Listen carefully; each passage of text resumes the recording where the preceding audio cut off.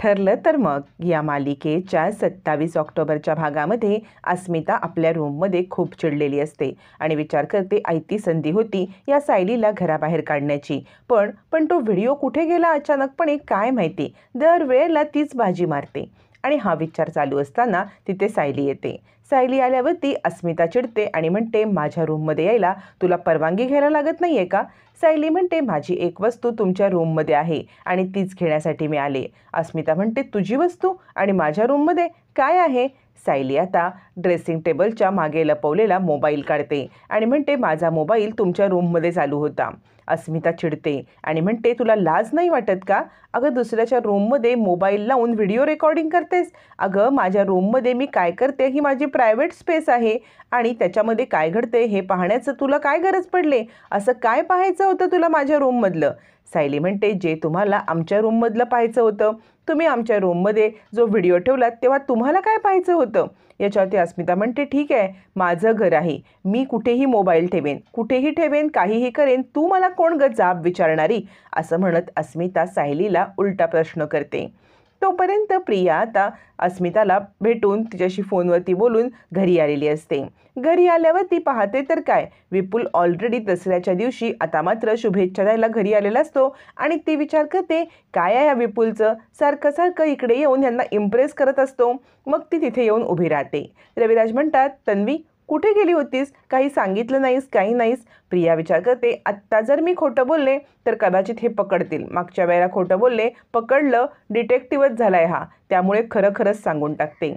यावरती आता तन्वी म्हणते, मी बाबा अस्मिताला भेटायला गेलेले. मला माहिती आहे तुम्हाला तिला भेटलेलं आवडत नाही, पण तिच्या घरी नव्हते गेले, मी बाहेरच गेले होते. रविराज म्हणतात, हे बघ, त्यांच्या घरी पाहुण्यांचा अपमान होतो, पण आपल्या घरी नाही. तू आपल्या घरी तिला बोलव, आपल्या घरी भेट ना. यावरती सुमन म्हणते, हो तन्वी, अगं अस्मिता इकडे आली असती ना तर आमची सुद्धा भेट झालीच असती की तिच्यासोबत. यावरती प्रिया म्हणते, नेक्स्ट टाइम मी नक्की अस्मिताला आपल्या इकडे बोलवेन. असं म्हणत ती आता रविराजांना सांगत असते. त्याच वेळेला रविराज म्हणतात, हे बघ, आटप लवकर, तुला विपुलच्या घरी जायचं आहे. यावरती प्रिया म्हणते, विपुलच्या घरी का? आता प्रिया चांगल्याच कोंडीमध्ये अडकलेली असते. अस्मिता म्हणते, तुला जे करायचं ना ते कर, मी कुठेही घरामध्ये मोबाईल ठेवू शकते, कुठेही रेकॉर्डिंग करू शकते. याच्यावरती सायली म्हणते, हे तुम्हाला अधिकार दिला कोणी? यावरती अस्मिता म्हणते, हे घर माझं आहे.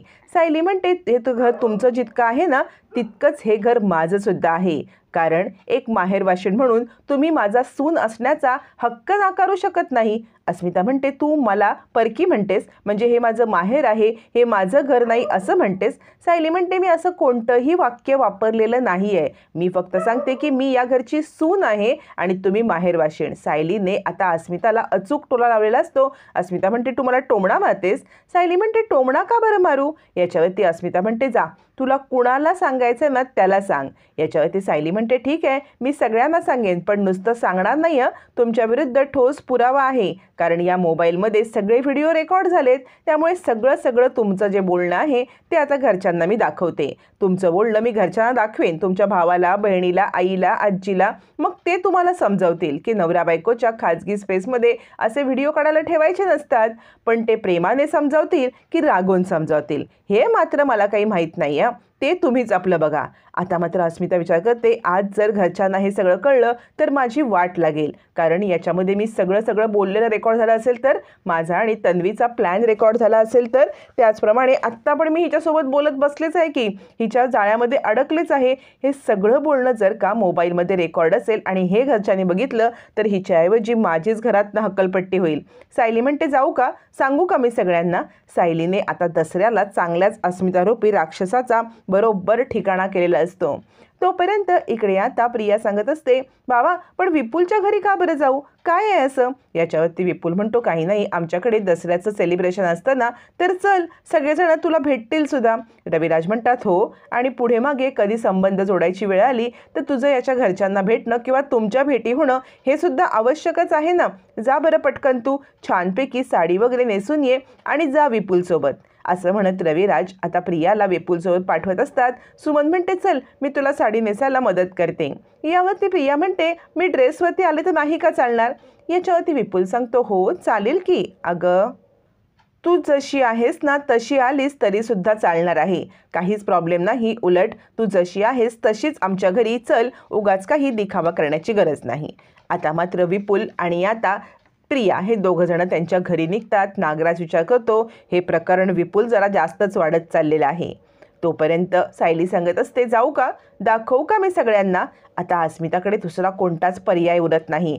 ती हातापाया पडत म्हणते, मी तुझी माफी मागते, पण प्लीज प्लीज तू घरच्यांना काही सांगू नकोस ग, कारण उगाच सगळा गोंधळ होईल. हे सगळं डिलीट करून टाक. असं म्हणत अस्मिता चक्क सायलीसमोर हात जोडत माफी मागत असते. आज सायलीने दसऱ्याच्या दिवशी बरोबर राक्षसरूपी अस्मितावरती विजय मिळवलेला असतो. याच्यावरती सायली म्हणते, घाबरू नका अस्मिताई, कारण तुमच्यात आणि माझ्यात हाच फरक आहे. मी फक्त मोबाईल रूममध्ये ठेवला, कोणत्याही प्रकारचा कॅमेरा व्हिडिओ हा चालूच केला नाही आहे, कारण ना हा मी तुम्हाला शत्रू समजतच नाही आहे माझी. मी तुम्हाला माझी मैत्रीणच बनवण्याचा प्रयत्न केला. दरवेळेला मी पुढाकार घेतला, पण तुम्ही मला दरवेळेला हिणवलत. आश्रमातली अनाथ मुलगी, हिला काय कळतंय, हिची तर गरिबीच आहे असं तुम्ही मला हिणवलत. मी तुमच्या भावाची बायको आहे. लक्षात ठेवा, जर तुम्ही मला त्रास देताय आणि आता हे व्हिडिओचं नाटक करताय तर तुमच्या भावाला किती त्रास होईल हे तुम्हाला कळतंय का.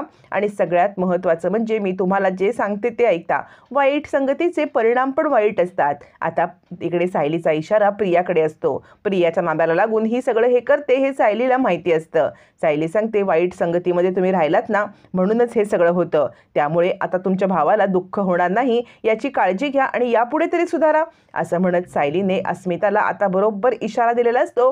अर्जुन बाहेर उभा राहून हे सगळं ऐकत असतो आणि मिसेस सायली इतकं काही करू शकतात याच्यावर त्याचा विश्वासच बसत नाही आणि मनातल्या मनात तो मिसेस सायलींची पाठ पण ठोपटून टाकतो आणि चेहऱ्यावरती एक गोड स्माईल येतं.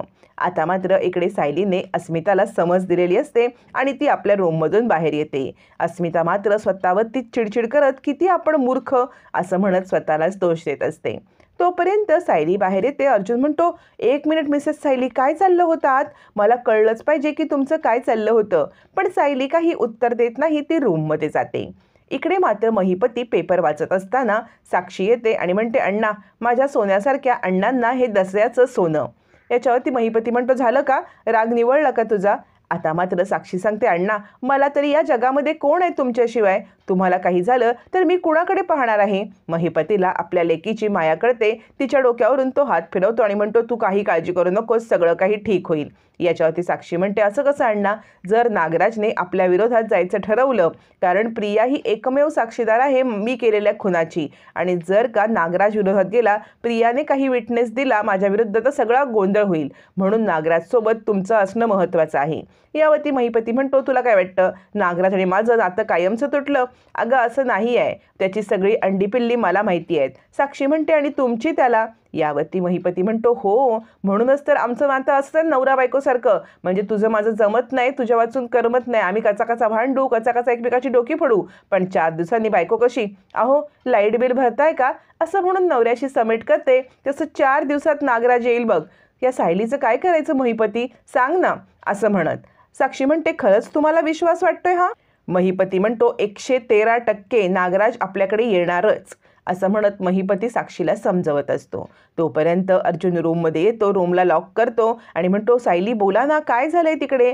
सायली म्हणते, सर मी तुम्हाला सगळं सांगेन, पण ना घरातलं वातावरण खराब होणार नाही आणि अस्मिताईला तुम्ही जाऊन काहीही बोलणार नाही ना, या अटीवरती सांगेन ना मी सगळं. अर्जुन म्हणतो, मला काही बोलायची गरजच नाही आहे, तुम्ही हे काम इतक्या अचूकपणे केलं ना की कुणाला काही सांगायची गरजच नाही, असं म्हणत तो आता सायलीला सांगा पटकन काय झालं असं विचारत असताना सायली म्हणते, अस्मिताईने आपल्या रूममध्ये मोबाईल रेकॉर्ड करत ठेवला होता आणि तोच मी पाहिला, म्हणून मी त्यांच्या रूममध्ये गेले आणि त्यांना सगळं समजावून सांगितलं. असं म्हणत घडलेला सगळा प्रकार सायली आता अर्जुनला डिटेलमध्ये सांगत असते. तोपर्यंत चिडलेली अस्मिता प्रियाला कॉल करते आणि म्हणते, तुला कळते का काय झालं ते, त्या सायलीने माझ्या रूममध्ये येऊन मोबाईल रेकॉर्ड करत ठेवला होता. याच्यावरती अस्मिता म्हणते, काय, हिचं जरा जास्तच वाढलंय हं. आता मात्र प्रिया म्हणते, आपण काय करायला पाहिजे माहिती आहे का, तिचा कायमचा बंदोबस्त करायला पाहिजे. आत्ता फोन ठेव, मी आता जरा बिझी आहे, पण आपण अशी काहीतरी युक्ती करू की तिचा कायमचा बंदोबस्त करू. आता बंदोबस्त हा शब्द विपुल ऐकतो आणि म्हणतो, बंदोबस्त. त्यावरती अस्मिता म्हणते, कुणासोबत बोलतेस तू. प्रिया सांगते, मी तुला नंतर कॉल करते.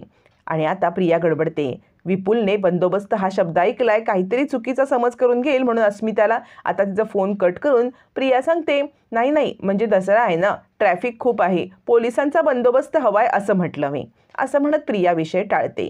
अर्जुन म्हणतो, वा सायली वा, काय काम केलेत तुम्ही, म्हणजे आज अस्मिताताईला अगदी अगदी तुम्ही सडेतोड उत्तर दिलं आणि ते पण दसऱ्याच्या दिवशी. म्हणजे दसऱ्याच्या दिवशी राक्षकांचा संवार करतात, वाईट शक्तींच्या वरती हरण करतात आणि तुम्ही नेमकं तेच केलं. सायली म्हणते, सर मी काही दसरा आहे हे आहे असा वगैरे विचार नाही केला, म्हणजे खरं सांगायचं तर त्यांना त्यांची चूक कळायला पाहिजे म्हणून मी प्रयत्न केला, बस इतकंच, असं म्हणत सायली आता अर्जुनला समजवत असते. अर्जुन म्हणतो, पण एक गोष्ट आपल्याला विसरून चालणार नाही. सायली म्हणते, कोणती सर. याच्यावरती अर्जुन म्हणतो, तुमच्या लक्षात येते का, आपण एक गोष्ट विसरून चालणार नाही. अस्मिताताईला काहीतरी संशय आला होता म्हणून तिने आपल्या रूममध्ये मोबाईलचा व्हिडिओ चालू करत ठेवला. म्हणजे आता याच्यापुढे आपल्याला अलर्ट राहायला पाहिजे, तिच्या संशयाला सत्यामध्ये बदलायची जागा नको द्यायला, असं म्हणत अर्जुन आता सावित पवित्रा घेतो. पण तोपर्यंत इकडे एक वेगळीच गडबड करते. सायली ज्या वेळेला किचनमध्ये असते तिला अचानकपणे चक्कर येते. चक्कर आल्यावरती सायली कोसळते. विमल तिला सांभाळते आणि म्हणते, सायलीताई काय झालं. तितक्यात अर्जुन येतो, काय झालं सायलीला. मग विमल सांगते, काही नाही, किचनमध्ये उभ्या होत्या म्हणून त्यांना अचानकपणे चक्कर आली. आता मात्र अचानकपणे चक्कर का आली हे कुणालाच काही कळत नसतं आणि तेवढ्यातच अजून एक गडबड घडते. या सगळ्यामध्ये सायलीला कोरड्या उलट्या सुरू होतात आणि कल्पनाच्या मनामध्ये आशेचा एक किरण निर्माण होतो. कल्पना आता घरामध्ये सगळ्यांना बोलवल्यावर ती मिठाई वाटून ती आता म्हणते, मी तुम्हाला आनंदाची गोष्ट सांगणार आहे. आणि अर्जुन सायलीला मिठाई भरवत ती म्हणते, लबाडांनो, आम्हाला काही कळवायचं तुम्हाला वाटलंच नाही का. सायली म्हणते, आई कसली मिठाई. अर्जुन म्हणतो, आई बोल तरी. यावरती आता कल्पना सांगते, तुम्ही दोघं जण आई बाबा होणार आहात ना, त्याचीच ही मिठाई. आता आई बाबा होणार म्हटल्यावरती सायली अर्जुनला मोठा धक्काच बसतो. ते एकमेकाकडे पाहतच बसतात. काय आहे हे सगळं. कल्पना म्हणते, हो सायली आई होणार आहे. जी गोष्ट सायलीला अर्जुनला माहीत नाही ती कल्पनाला आता फक्त 2 घटनांवरून तिने आता कन्क्लुजन काढलंय. आता कल्पनाचं हे कन्क्लुजन खोटं आहे हे आता सायली आणि अर्जुन तिला कसे पटवून देणार हे मात्र येणाऱ्या भागातच पाहायला मिळणार आहे.